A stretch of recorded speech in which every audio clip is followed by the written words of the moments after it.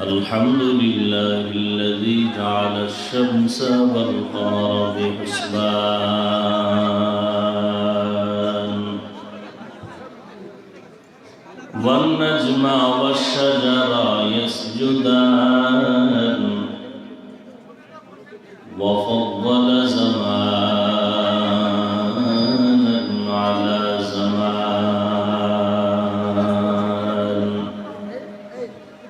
كما فضل مكانا على مكان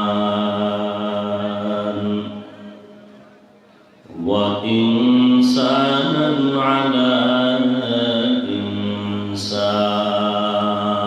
إنسان ونشهد أن لا إله إلا الله وحده لا شريك له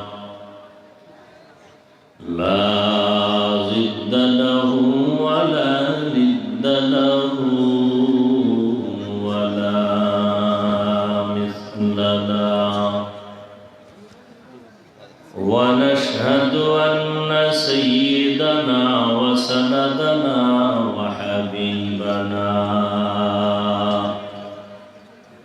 وحبيب ربنا وطبيبنا وطبيب قلوبنا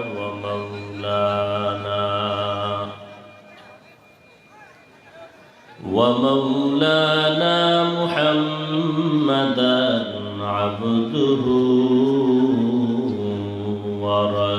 ورسوله أرسله بالحق بشيرا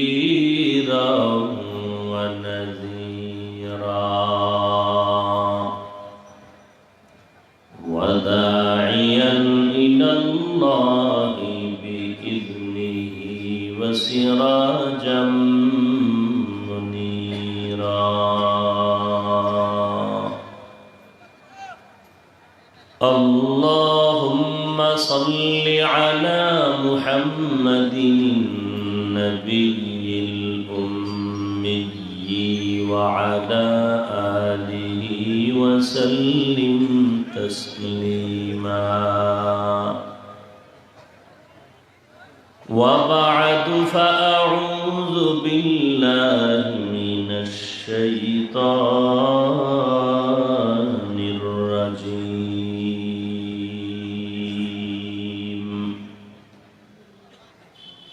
بسم الله الرحمن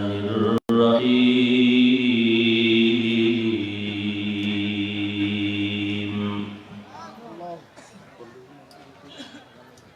قل يا عبادي الذين أسرفوا على أنفسهم لا تقنطوا من رحمة الله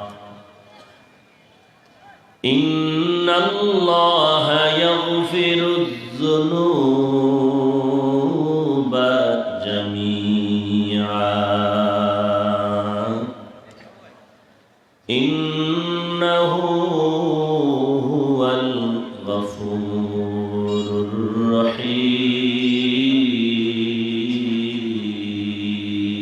الرحيم وقال النبي صلى الله عليه وآله وسلم التائب من الذنب كمن لا ذنب له أو كما قال النبي عليه الصلاة والسلام صدق الله مولانا العظيم وصدق رسوله النبي الأمي الكريم ونحن على ذلك من الشاهدين والشاكرين والذاكرين والحمد لله رب العالمين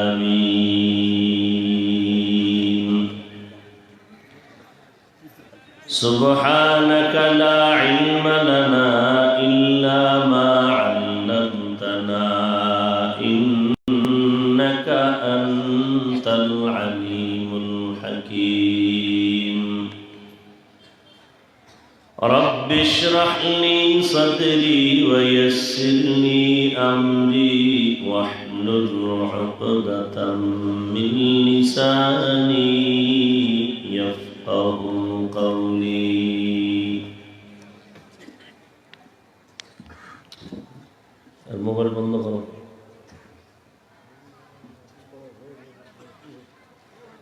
निगाह मुमिन से तू बदल जाती है तकदीर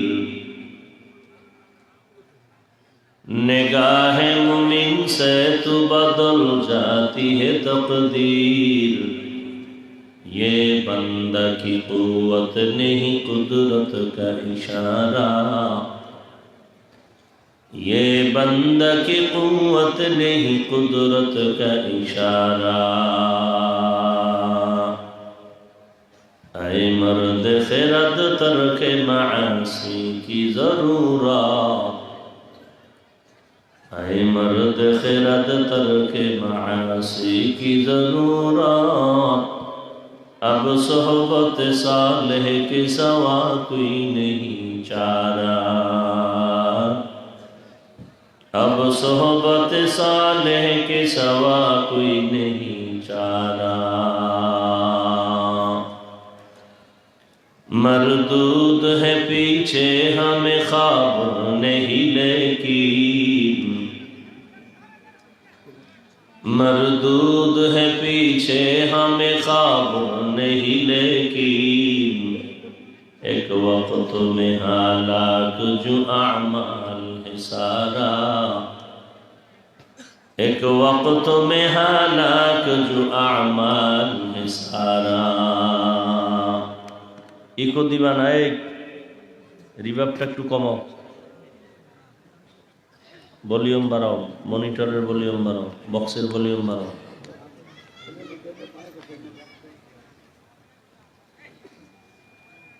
খিদমাতুল কোরআন কমিটির উদ্যোগে আয়োজিত সালঙ্গা ডিগ্রি কলেজ জামে মসজিদের উন্নতি কল্পে বার্ষিক তাফসিরুল কোরআন মাহফিল 3 ফেব্রুয়ারি 2024 সভাপতি জনাব মোহাম্মদ রিয়াদুল ইসলাম ফরিদ সরকার সাহেব প্রধান অতিথি জনাব অধ্যাপক ডাক্তার মোহাম্মদ আব্দুল আজিজ এমপি মহোদয় প্রধান মেহমান বীর মুক্তিযোদ্ধা আলহাজ মোহাম্মদ শফিকুল ইসলাম শফি সাহেব সহ অন্যান্য অতিথিবৃন্দ হযরত উলামায়ে কেরাম সাউন্ডটা ঠিক করো গুম গুম করে কেন এতক্ষণ তো ঠিকই আছিল বলছি শুধু রিভার্বটা হালকা কমাবা আল্লাহ পাকের দরবারে শুকর যে আল্লাহ পাক রব্বুল আলামিন এই ফিতনার যুগে হাজারো লাখো মানুষের ভেতর থেকে বাছাই করে পৃথিবীর শ্রেষ্ঠ মজলিস উলামায়ে আহলে হকদের মজলিস কোরআন সুন্নাহর আলোচনার মজলিস তওবা কবুলের মজলিস গুনাহ মাফের মজলিসে আমাদেরকে আল্লাহ পাক আশা বসার তৌফিক দান করেছেন নিয়ামতের শুকর আদায়ার্থে সকলেই মহব্বতে পড়ি আলহামদুলিল্লাহ দরুদ ও সালাম সৈয়দুল মুরসালিন রহমাতুল লিল আলামিন শফিউল মুজনিবিন খাতামুন নবিয়্যিন দীর্ঘ সময় হযরত উলামায়ে কেরাম কোরআন সুন্নাহ ভিত্তিক দিক নির্দেশনামূলক আলোচনা আপনাদের সামনে রেখেছেন আপনারাও ধৈর্যের সাথে শ্রবণ করেছেন উলামায়ে হযরতদের কথা সবাইকে সহি তরিকায় আমল করার তৌফিক দান করেন উলামায়ে হযরতদের ইজ্জতকে আল্লাহ বেশি বেশি বাড়ায় দেন আমিনও বলতে কষ্ট চিল্লানোর দরকার নাই বলতে বলছি এটা চিল্লানোর প্যান্ডেল না বাসে লেখা আছে ধূমপান নিষেধ কেউ করে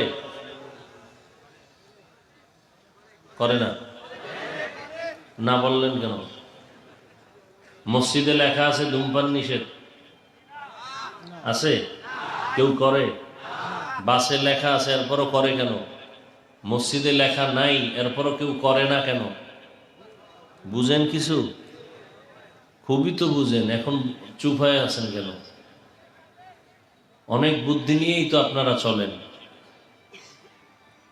প্রত্যেকটা মজলিসের একটা আদব আছে। আল্লাহ সবাইকে কবুল করেন।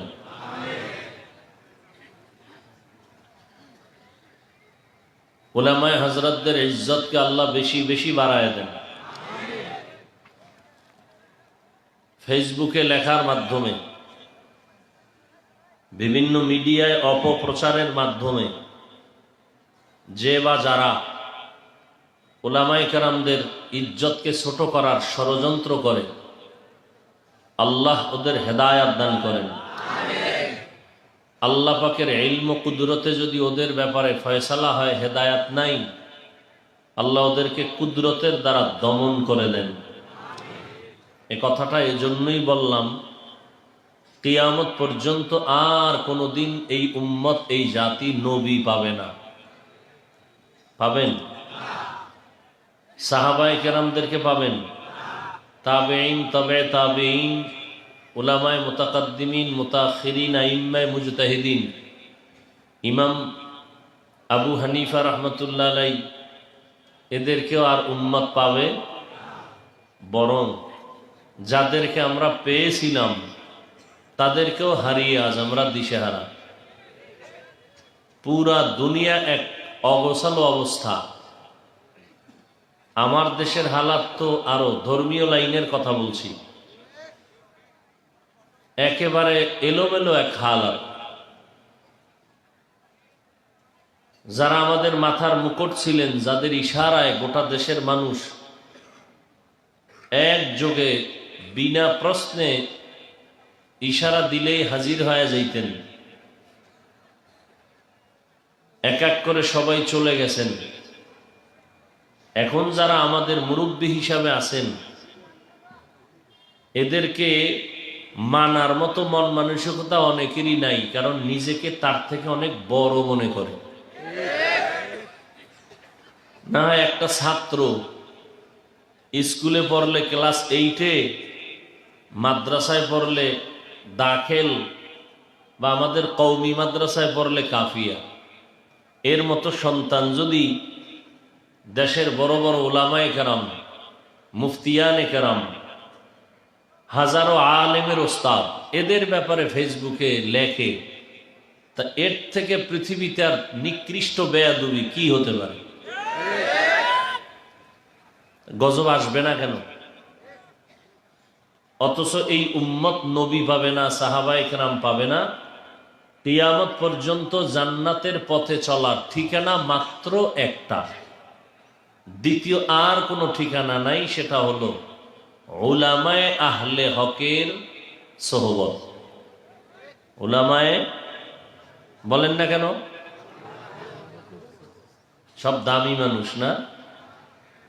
উলামায়ে আহলে হক শব্দটা আজকে থেকে বাড়ায়া বলবেন, কারণ এই দেশে এখন উলামাদের লাইনে বিশাল এক বাহিনী আছে। এরা উলামা ঠিক, তবে বাতেল।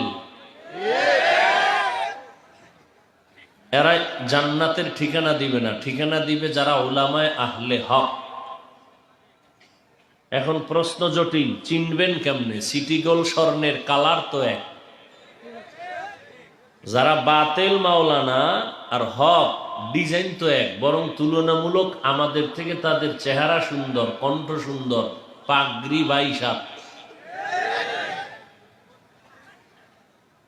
স্বর্ণ আর সিটি গোল্ড কালার এক, ডিজাইন এক, দাম এক। কথা বলেন না কেন?